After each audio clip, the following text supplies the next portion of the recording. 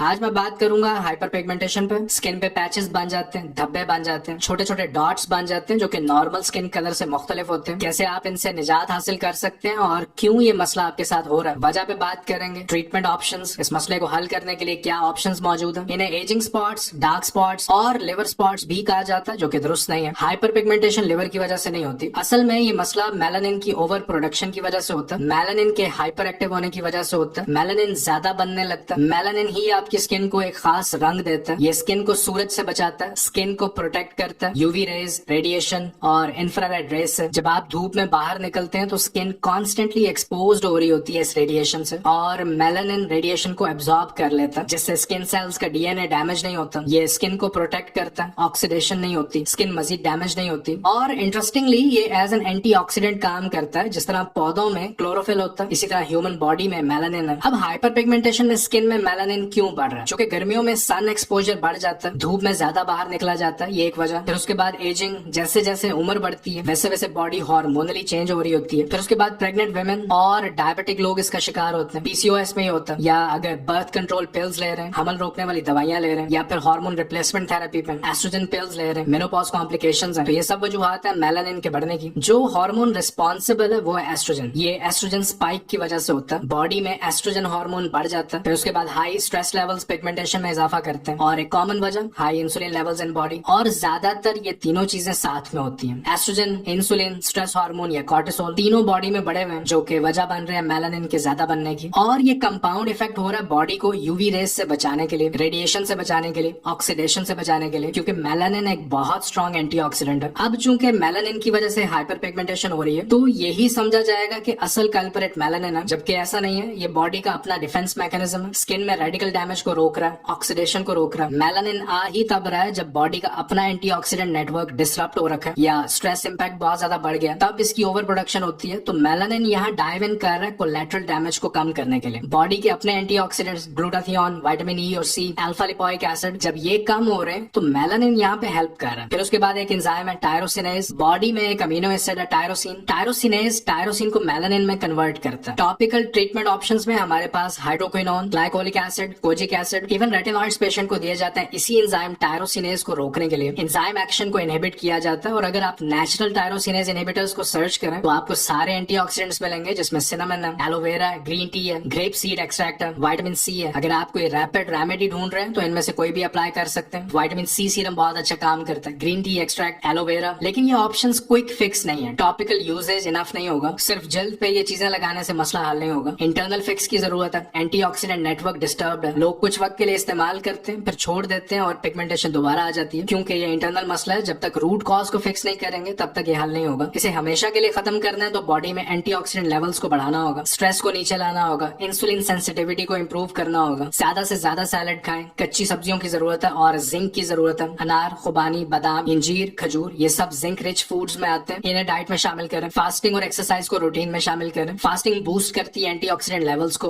Autophagy induce करती है, skin health improve होती है। और अगर धूप में बाहर निकले भी तो स्किन एक्सपोज नहीं होनी चाहिए, पूरी बॉडी को सही से कवर करें, लॉन्ग स्लीव्स पहने, मास्क और हैट का इस्तेमाल करें। और एक अहम बात, हाइपर पिगमेंटेशन से डरने की जरूरत नहीं है, ये कंडीशन बॉडी खुद इंड्यूस कर रही है और आपकी तवज्जो मांग रही है। तो अपना ख्याल रखें, आपसे मुलाकात होती है नेक्स्ट वीडियो में। अल्लाह हाफिज।